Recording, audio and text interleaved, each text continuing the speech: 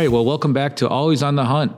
Today we have a very special guest, Clint Hoffman, who is an industry leader, more of an industry legend, with more than 40 years experience in sales, marketing, operations, and product development, working with many of the biggest names in the industry, such as Sony, Panasonic, Mitsubishi, Kramer, and currently the president and CEO of Lightware Visual Engineering. In addition to his incredibly successful career, he has given back to the industry by serving in many leadership roles with AVIXA. When not working, he enjoys spending time with his family, friends, watching football, and working in his yards. So, Clint, welcome to Always on the Hunt. Well, hello, Leo, and thank you for having me. I appreciate the opportunity. Absolutely. Thank you for joining. So, speaking of football, how was your Super Bowl? What'd you think? I enjoyed it. Yep, I was. I'm in the East Coast, but I was always a guy who follows a quarterback. So I was a big Tom Brady fan, and so I was rooting for the Eagles, and so it was good. Okay, good. How was ISC? How did that go? ISC was amazing. There are so many people there nowadays. It really was a bit shocking to me how many human beings there were at the show. I guess they're reporting like 86,000, and that's a lot. Right. But clearly, try to get something at lunch, forget about it. That was just ridiculous. So very well attended, very good quality people in the booth, not just tire kickers. It was really good. Yeah, I saw somewhere where people started door dashing, at different trade shows to their booth, right, or to, at least to the security. So that could be not a bad idea. Storing that one away. Yeah, for Infocom, right? But anyway, so wanted to welcome you in and kind of talk to you today about your career, what you see going on in the industry, what has helped you become successful, and reach all these really important levels of success and everything you've kind of done through your career and what you've also looked for in candidates and team members of your teams. And so we'll kind of start from there. So I read a quick intro on your background, but why don't you tell the listeners a little bit more about you and your career and how you got started and obviously, 40 years of experience, right? So there's a lot to cover, but let's try to keep it a little concise. I'll be as concise as I possibly can, but Sure. I went. There's not a degree in Pro AV, right. So our industry is a little unique in that regard. I went to school for radio, television, and film. And when you get out of school with a radio, television, and film degree, and you live in New Jersey, they're limited opportunities. So I quickly found what you would call a Pro AV integrator. I found an advertisement for a job at a Pro AV integrator at the time, Video Corporation of America, sure. Somerset, New Jersey, and they're unfortunately not there anymore. But I started working there, and I learned about this Pro AV industry, and then I moved on to the manufacturer level, went from VCA to Mitsubishi to Panasonic, then Sony, then Kramer for 21 years, right. And been at Lightware now since August of 2022. So it's and never done anything other than this industry. I love it. Yeah, absolutely. It's one of those industries, once you check in, you can never check out, right? Can't check out. Can't explain it to family members at picnics and such either. Yeah. It's like, what do you do again? Right. I do the Pro AV industry. And you mean like Best Buy? No, not like Best Buy, but yeah. And it's funny you mentioned that there's no degree for this career, but we do have the CTS program, which I think people don't leverage that enough in explaining that to young talent. Like, hey, you can bypass college and go get a CTS and then go get a 6-figure income, right? So it's like, there's a lot of opportunity here that I think that we miss sometimes. Tell me, like, so you got in through the integrators and then you kind of worked your way, obviously some major players, Mitsubishi, Panasonic, Sony, small companies, right? How did you, tell us a little bit more. Tell us about your, what was your secret of your success? Like, how did you climb those proverbial, corporate ladders? Well, let me talk first about how I made the transition from a dealer or integrator to the manufacturer level. back in those days when I was starting out at Video Corporation of America, you sold a lot of TVs. Okay, you sold TVs into educational use and to corporate use, and it wasn't dedicated monitors and not even really projectors at that point in time. And I found a sweet spot selling the Mitsubishi product line of televisions, and winning a lot of business with them. And so the salesperson for Mitsubishi, the manufacturer, was always coming in to talk to me because I was doing a good job for him. Sure. One day he came in and said, "Hey, I'm going to go take over the Atlanta region for Mitsubishi. So I'll see you later. It was nice. Thanks for all your support." And I said, "Well, who's taking your spot?" He goes, "Well, nobody. I'll introduce you to my boss." Right. That gentleman's name was Dave Bright, who was in charge of the professional electronics division at Mitsubishi. So I went and interviewed with Dave, and next thing you know, I spent 10 years working for him there. Right. And eventually I spent another 16 years working for him at Kramer. So right. You keep asking, what's the secret? Having the right mentor in this business certainly helps. And Dave was my mentor, and I learned almost everything I know directly from him. Yeah. Yeah. Talk about another industry legend right there, Dave Bright. Yeah. So you worked again for some major companies, Mitsubishi, Panasonic, Sony, and then moved over to Kramer, which was obviously not at the same size. 21 years, which is a heck of a run, right? Like you don't see that these days. Let's talk about that. Let's talk about Kramer. Let's talk about your time there and all the different roles, the growth that you guys experienced there, and your longevity there, but also how you transition from working for a large company to move into a smaller operation. Well, as I kind of mentioned already, one of the things I did is after the Mitsubishi thing changed and Dave went one way and I went another way. One day I was I'd gone to Panasonic and Sony, and I'm working at Sony, which was a great place to be, and we were doing really well. But Dave called one day and said, "Hey, I started this U.S. based operation for this company called Kramer, and love to have you come over and join me again here." So that's how I got in the door, right? And that's certainly one of the main reasons that I went there was Dave, to work with him again. When I got there, it was challenging going from a big company to a smaller company. It was a family-owned business at the time, the Kramer family and two brothers, Richard and Michael Hochstein. And I remember when I first got there, it was a couple months into the job, and I guess that I was always saying something like, "Well, when I was at Sony, we did this," or "When I was at Mitsubishi, we did this," and Sony this, Sony. And one day, Michael Hochstein politely interrupted me and said, "Clint, this is not Sony." Right. So I was like, "Okay, excellent point. It's a much different, smaller, more nimble, company on the rise." And so I had to adapt it. Sure. You can't. What works for Sony display division and what doesn't, it's not the same thing that's going to work on a day-to-day. The fundamentals of the channel and the integrators and how to build those relationships, yes. Yeah. But some of the subtle stuff around marketing and it's a whole different game. You gotta do more of you gotta lift more on your own rather than rely on an agency for this or that or the other things. Right. Sorry. So tell me, your obviously it takes a different skill set, a different mindset to work at these different places.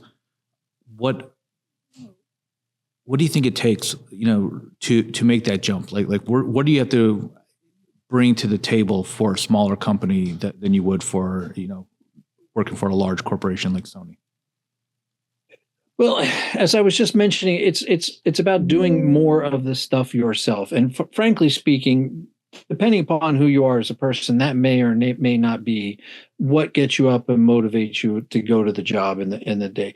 It was different, but it turns out I very much enjoyed being more hands-on, relying less on third parties. What do I mean? So, if you're at a very large corporation, they definitely have a public relations company that they do business with, and you tell them what you want to, what new products you're coming out with, and somebody writes the PR, and then they distribute it and make sure that they follow up. Or did it get picked up? When you're at a smaller company, you write it yourself. Right. You send it to the the folks in the industry. We know who they are. Adam Goldstein and Dan Farisi. You send it yourself to them. You then monitor yourself those magazines to see what was picked up and what wasn't. Right. So, but it can be very rewarding. Right. So, and if we were going to talk to the listeners out there that might be looking to make a move or to make a change, going from the corporate to the smaller, what should they expect, or what should they be ready to bring to the table?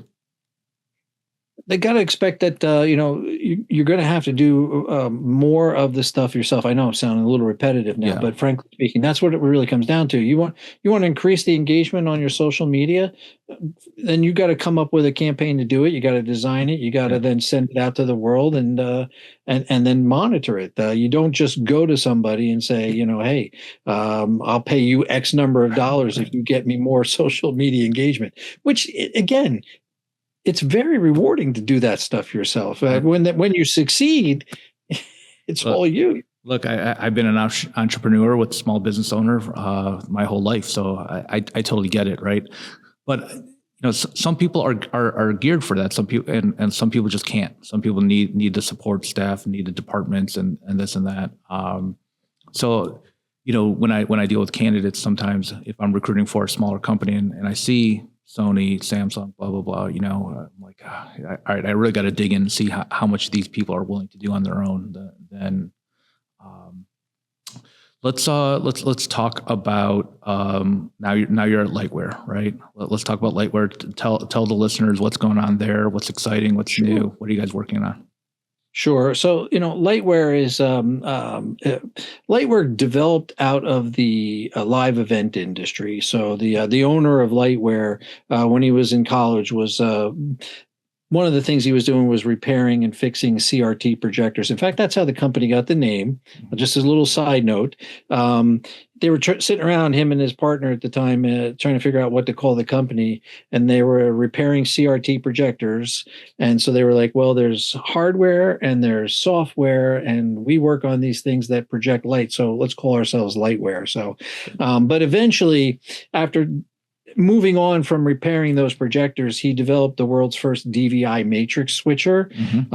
And it was incredibly reliable, and live event people just used the heck out of that. And then he kept building more and more things for live events and pro AV, because that's a natural segue. Sure. So we got our start in live event. One of the supplying products to a live event industry is if your product doesn't work, you never get a second chance. So reliability is the mantra of this company. And where we've evolved to right now is we see a change in the industry. Changes happen periodically, like VGA became XGA, and we went from analog to digital with HDMI and eventually HD-based T. We see the industry moving to USB-based signal distribution. Almost every laptop produced today, if not all, has USB-C outputs. Yeah. And so we see that there's an opportunity there, and we've developed an entire family of products around USB signal management in whatever space you have, conference room, boardroom, huddle space, sure, whatever it might be. Yeah, and I think you guys were like one of the first to jump on that USB-C wagon, right? Which led to quite a bit of growth that you guys experienced over the last few years, right? It's been a tremendous growth driver. Absolutely. Yeah. And it's, other people, I think, are starting to see the value of USB in this industry. Couple of challenges. One challenge is that there are intricacies with USB that not everybody in the Pro AV industry is familiar with. So we are doing our best to educate the industry about USB, because that goes along with it.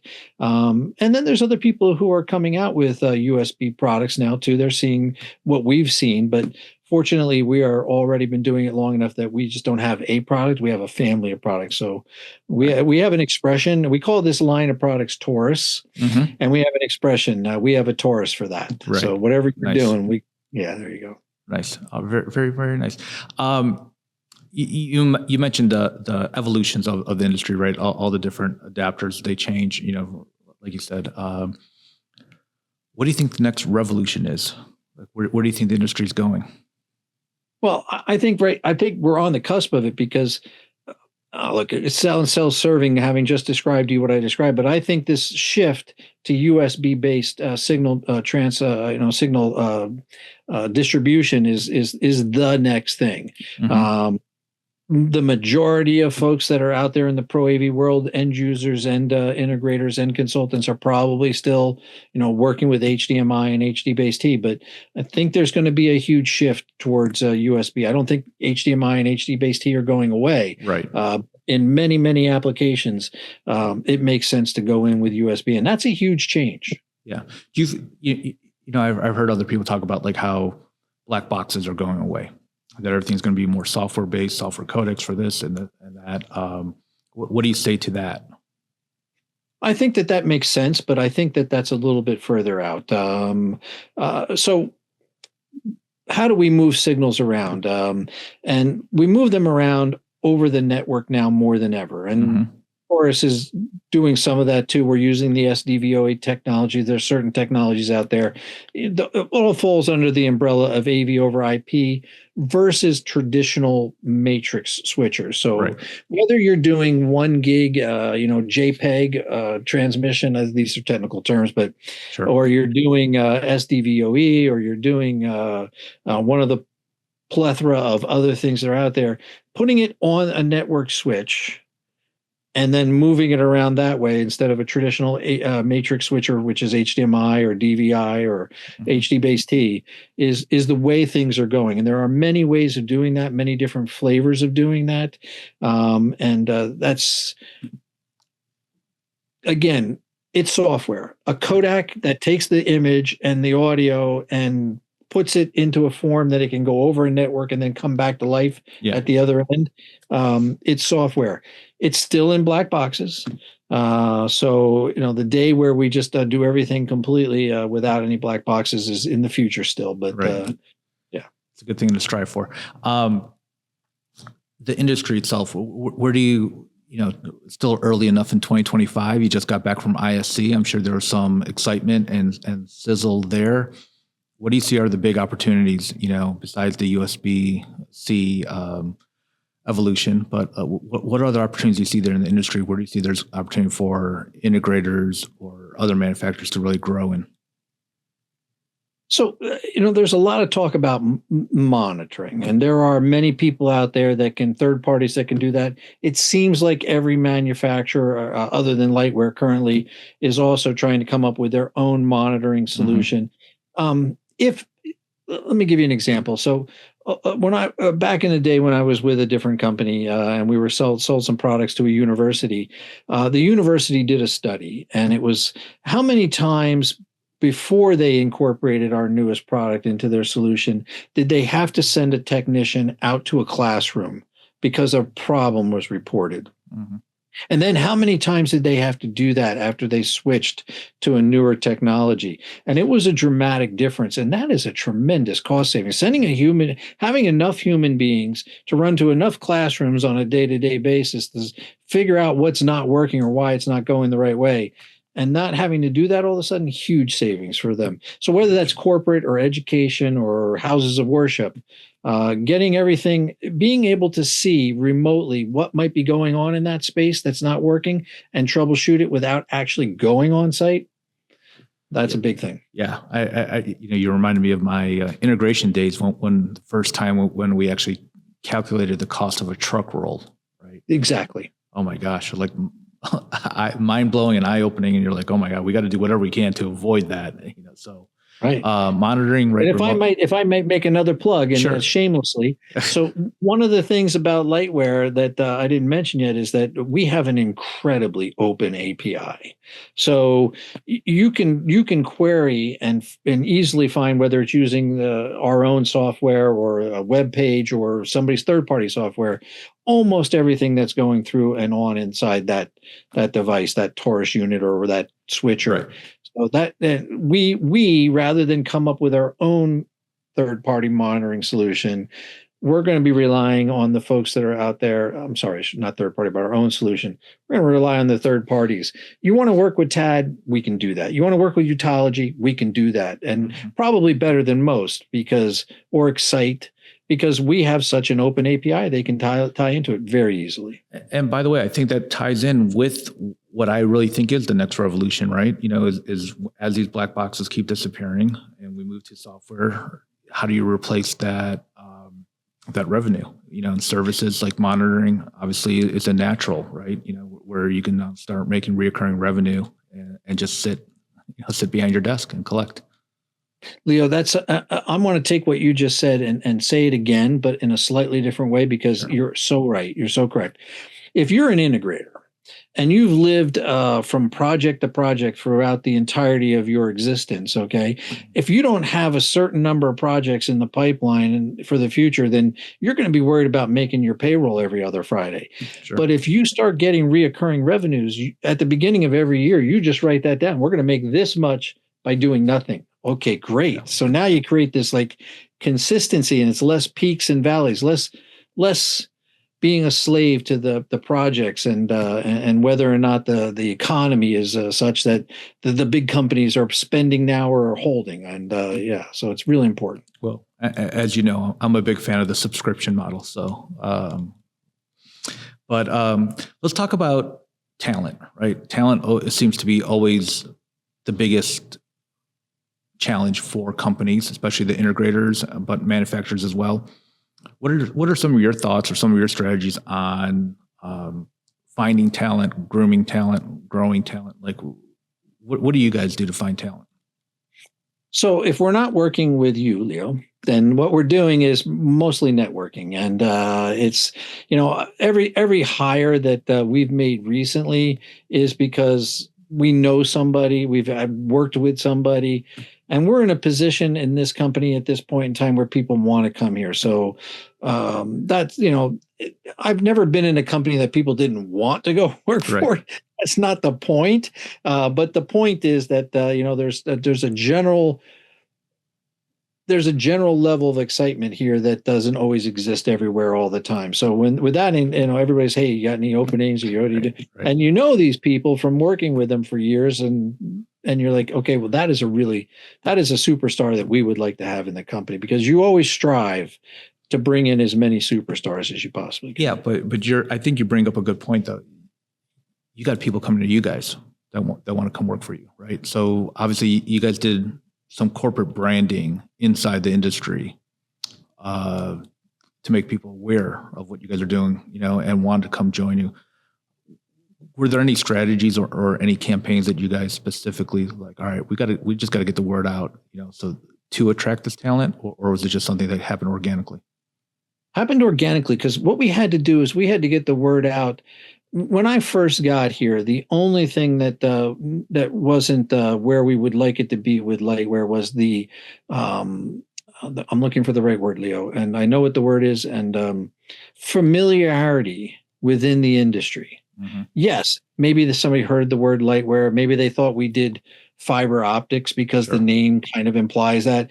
But actually knowing who we are and what we have to offer, there were some extremely loyal and very steadfast companies working with us, but we had to get there's a giant market out there where we had to create more awareness. So just doing that helped organically with the latter. So. Right. And I think in general, just the people that you guys have and recruited through your networking, it goes back to like the culture where people want to go work for the people who they worked for in the past. And I think that's a lot of what you and the other leadership set that tone where people are like, all right, this could be a great place to work? Culture is the most important thing. And if I may, I've seen a lot of speakers at a lot of events over the years, and there are three that I remember distinctly for one reason or the other that really stood out. And one of those three was one of the two brothers that founded the Life is Good T-shirt company. And one of the things he said during the presentation I saw the day that he was speaking, he actually got through the presentation and he was taking questions and answers. And somebody asked him, what's the most important business lesson you and your brother learned along the way?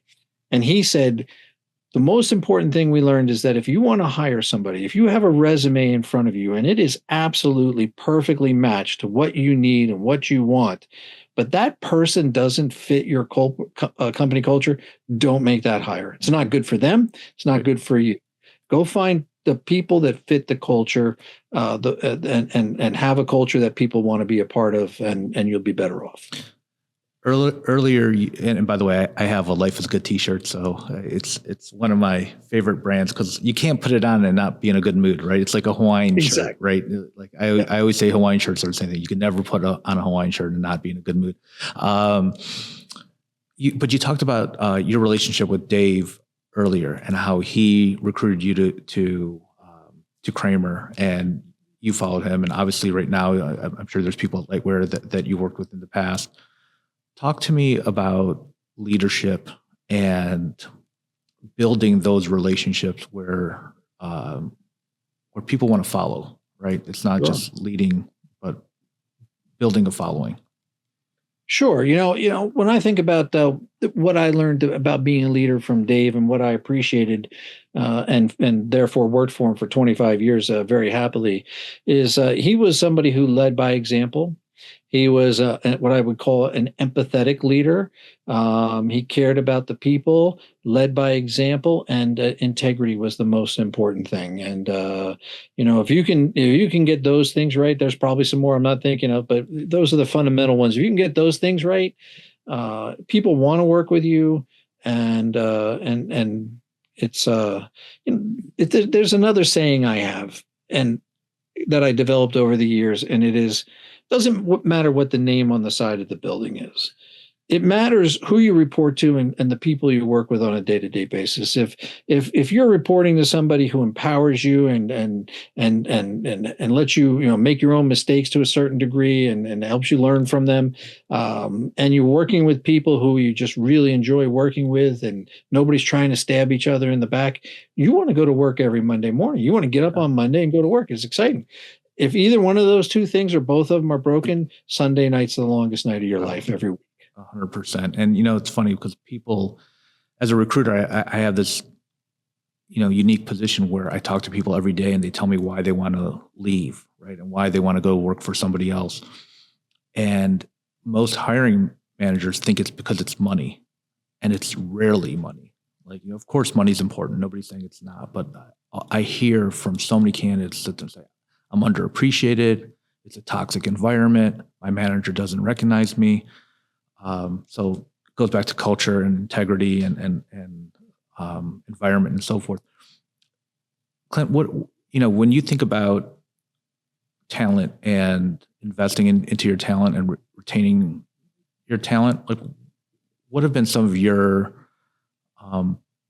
strategies or things that have worked really well in regards to retaining talent and also growing talent internally? Well, I think you kind of just said it. If I may just pick up on what you just said, it's recognizing people for the accomplishments that they make, so that they understand how valuable they are to the overall, effort and success. It's also about creating that culture where you're working hard, getting stuff done, and having fun at the same time. So if you're doing that and you're recognizing people, the money generally takes care of itself. Okay, so yeah, that's what you do to create an atmosphere that people don't want to leave. Right.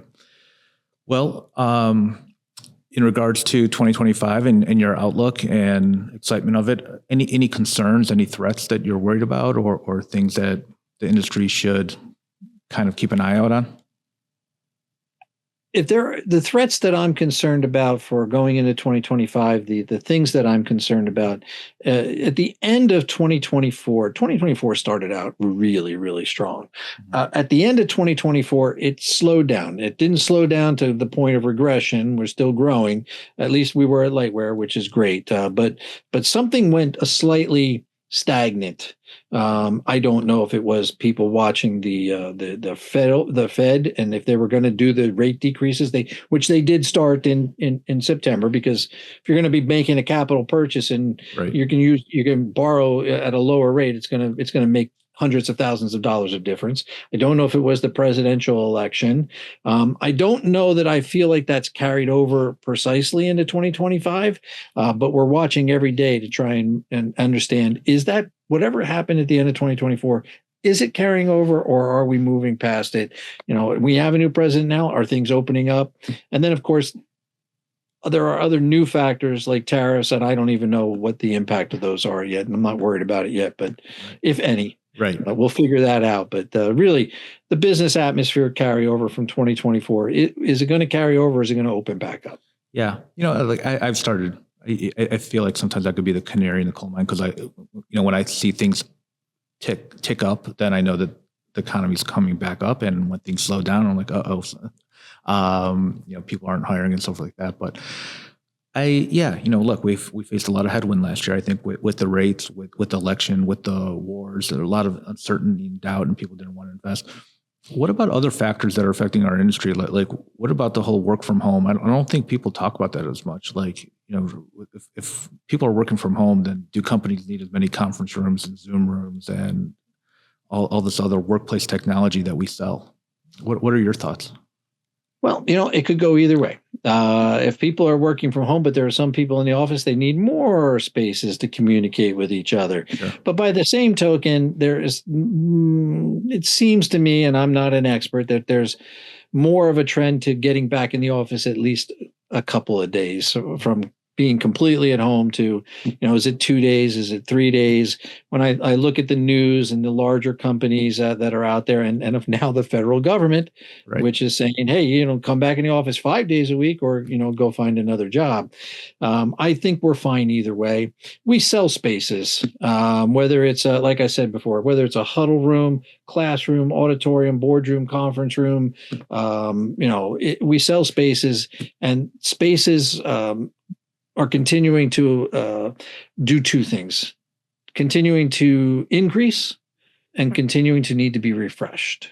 There's always going to need to be a refresh. So with that in mind, I think we're poised in good shape in that regards. Great. As this is a show about talent and in our industry, and what words of wisdom would you want to share with candidates who are early stage in their career and want to eventually reach the levels that you have, be a vice president, be a president, CEO, whatever. How do they get there? What advice can you give them? So I'll go back again. If you get in with the right group of people, that sounds like a song or something. Maybe BTO. There might be a line from BTO, I think, taking care of business, perhaps. Right. I didn't mean it that way, but just FYI. Get in with the right group of people and have the right mentors, and you'll get this, where you should be going. And so if and like you said before, if you're part of something that's not working, or it's toxic, or you get home every day, and yes, you've worked really hard and you've put in blood, sweat, and tears, but you're not happy when you get home, and you have a hard time there giving attention to your family accordingly, it's time to go find that spot. Keep looking until you find that spot where you're working with good people and have a good person you report to, and that can always change. But you get generally the culture will be good. Where the culture's good, you'll be fine, and you'll reach work hard, and you'll get where you want to go. But have fun while you're working hard. Absolutely, you got to have fun during it. I've this come up a number of times in my previous episodes. Although this is only episode 6 or 7 or whatever it is, but it keeps coming up, is that we have a very inclusive industry where people are open. It's not cliquey. Like you can find people as long as you're active, where you show up to the trade shows, you go to the events, you volunteer with AVIXA, you do those things, even if you don't find it in your office, there's other places where you can find those things. Last question before we wrap up. Let's talk about AVIXA a little bit, because obviously that's been a big part of your career, and you've obviously spent a lot of time and donated a lot of your time to them. What are your thoughts, again, for people in the industry who might not be as involved? What have you done, and what have you gained from it? So it goes along the lines that you just mentioned too. I was able to network. Okay. I was able to learn. Ultimately, you make enough connections that good things start coming back your way. Yes, we have AVIXA. It used to be called Infocom when I started. It's called AVIXA now. And any opportunity you get to be involved in your industry's organization, you should. We cross over certain lines depending upon who you're with, what manufacturer you might be with. We cross over a little bit into CEDIA, and CEDIA is a great organization to also be involved with it if it's appropriate. We cross. NSCA doesn't have a trade show anymore, but the NSCA folks do a great job helping integrators do their business better. And if you're involved there, then all those things gives you the ability to learn more and also make more connections. Because when we speak strictly of the Pro AV industry, it's a very small industry. And you might be working for somebody today and think this other company and these people that work at this other company are your enemies. And then the next thing you know, you're either working with them at a third place that used to be your enemies or you thought were, or you're working for that company. So, a long time ago, it used to be that if certain manufacturers, you wandered into their trade show booth, they would come chase you out. Okay. Get out of our booth. You're the competition. My philosophy is, by the way, you should see how they treat recruiters.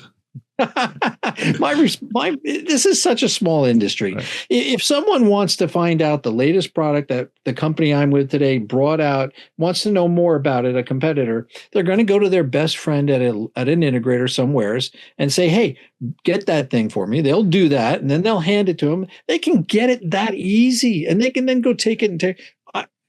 If someone competitor comes to my booth, hey, let me show you what we got. This is our latest. Because frankly speaking, I might be working with that person someday in the future, and hiding the technology is ridiculous because they can just get it. Yeah. I'm a firm believer that we're in an industry where high tide lifts all boats, right? And building alliances just makes a ton of sense for me, right? Because not every project is going to be perfect for every manufacturer. And it'd be good for you to have friends at different companies, different manufacturers, especially if it's non-competing, where you can share leads, where you can sit there and say, hey, let's go into these projects together and figure this out and add more value to the client. So good stuff.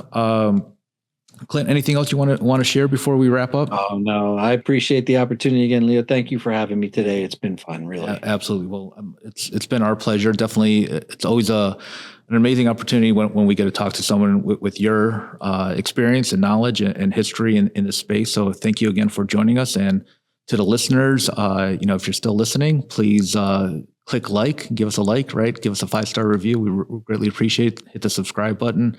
And hopefully we'll see you next week. And in the meantime, good luck with your hunts. Thank you.